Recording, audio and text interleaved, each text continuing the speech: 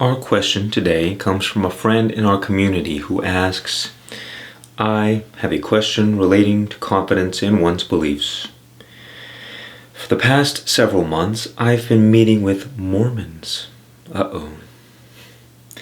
They approached my door as Mormons do, and being that I'm on the path of self-knowledge, I thought it might be a good opportunity to test myself. One thing I've noticed after numerous conversations is their confidence in teaching me their beliefs.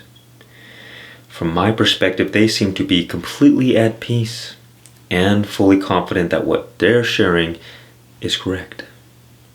I, on the other hand, find myself feeling agitation, frustration, and other confusing emotions. I say confusing because I am bewildered by their ability to speak. So how can one appear to be at such peace while telling me that I must agree to Mormon covenants and be sealed to God in their temple in order to enter the celestial kingdom with the Heavenly Father? Now, I love this question, and if you have a question that you'd like me to respond to with a video like this, let me know, man, please. So this question really sparked my interest, and the first important point I want to make is that there are four main spiritual paths according to the yogic traditions. There is Jnana Yoga, Jnana Yoga, Jnana Yoga. There is Jnana Yoga, which is the path of self-knowledge. There is Karma Yoga, the path of selfless service. There is Bhakti Yoga, which is the path of devotion. And there is Raja Yoga, which is the path of discipline. Now, whatever path you choose will most likely be determined by your personality. For instance, in my case, I have always naturally been interested by philosophical and intellectual ideas, so I naturally drifted toward the path of self-knowledge. Spiritual practices for this path will include meditation, self-inquiry, prayer, and the study of spiritual scriptures, holy books, and spiritual teachings. If you are somebody who is highly empathetic, dutiful, or compassionate by nature, you might lean toward the path of Karma Yoga. Your spiritual practice would be dedicating your life to helping and serving others without any expectations or desires for results.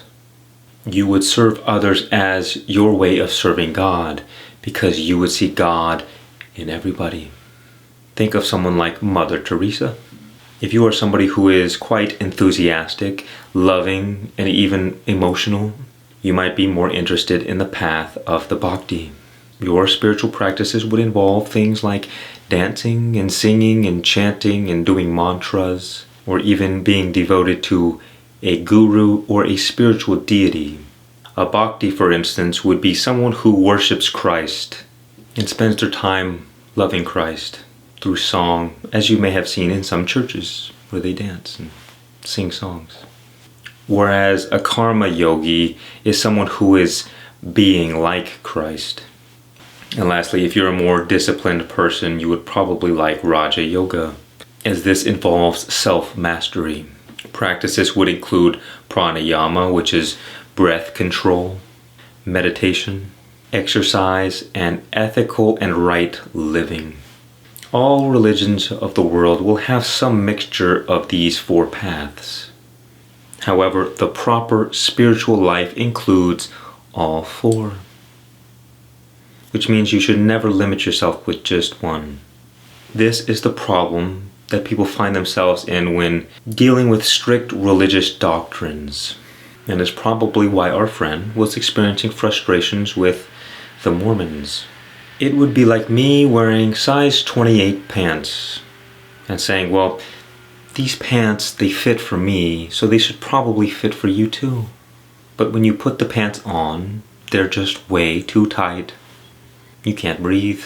You get claustrophobic because the other person is comfortable with the pants. As silly as it sounds, sometimes we might assume, well, is there something wrong with me? They are at peace in those pants, but why am I not at peace? And it's because you're trying to fit yourself in a box that's not right for you. It's too small. Especially if you're more spiritually advanced, you do not really have the luxury of limiting yourself to just one way of thinking because you know too much. But some people are completely satisfied and content living in their own little boxes. And that is okay, because everyone will have to find the right path for them. All vehicles to God are valid.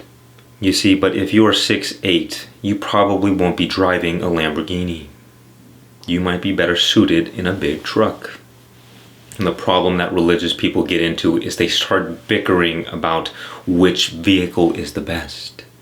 Look at my vehicle, it has 4-wheel drive. My brakes are unmatched.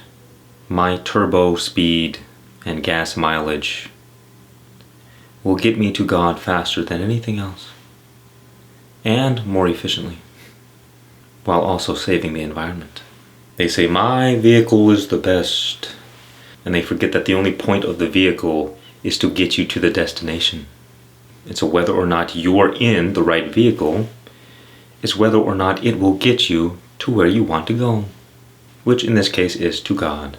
You see, a jnani might have approached the Mormons by listening to what they had to say, extracting the truth and disregarding everything else, while remaining non-attached to all of the ideas. The Bhakti may have approached the Mormons by focusing more on the love and the devotional aspect of God, rather than getting into any of the technical details of the religious doctrine. A karma yogi would have listened to them with great compassion and non-judgment, and a Raja yogi might have seen how the Mormons approach ethical living and see if they can extract any wisdom from their teachings. These are simple generalizations that help you get an idea of how someone might approach a situation based on the path that they are on. Personally, I feel that I am a jnani, a bhakti second, a Raja yogi third, and a karma yogi fourth. Let me know in the comments which path you feel resonates with you most deeply. The key to knowing whether or not you have found the right spiritual path is simple. Whether you follow the yogic traditions or any religious doctrine, you will know you are on the right path when you experience an increase in these main areas. If your religious or spiritual beliefs do not change these areas of your life, you will probably want to adjust your perspective, because chances are your interpretations of your religious or spiritual beliefs are probably not that accurate. Most, if not all, religions and spiritual traditions have at the core the same truth. It's just they all express that truth in different ways. Some religions are better suited for different personalities than others. I read a book the other day called Young to Live By, and the author said that typically the typology of the religious founder will attract other people of the same typology. And all typology means is that we all have certain patterns, certain types, certain ways of dealing with the world and our experiences. For instance, some people are thinkers, other people are feelers, some are intuitive types, others are sensing types.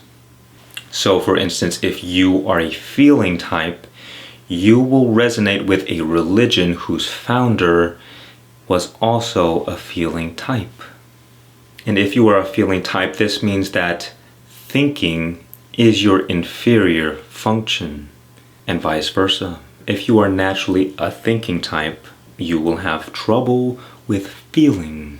If you are a feeling type and you are exposed to a religion more suitable for thinking types, you will naturally be opposed and even repulsed by these beliefs. So the first step is to know thyself and then find which spiritual path is right for you. The way you will know that you are on the right path is with these few indications. 1. You will naturally experience an increase of inner peace. Your beliefs should help you sleep soundly at night and free you from fear. If your beliefs increase your fear and take away your inner peace, then you have fallen off the path, my friend. Number 2, you will naturally have an increase of compassion toward all living beings. If your beliefs make you more judgmental, more unforgiving, and hateful, you are on the wrong path. Number 3, you will have an increase in wisdom, because if you are an honest seeker of truth, you will find what you are looking for. If your beliefs make you more closed-minded and less tolerant of other people's beliefs, guess what? And number 4, you will have an increase of love and gratitude for life. If your beliefs do not bless you with an appreciation of your daily experiences, it's time to get your stuff together, my friend. Do you disagree? Let me know in the comments down below. Much peace and many blessings, and good luck to you on your journey, my friend.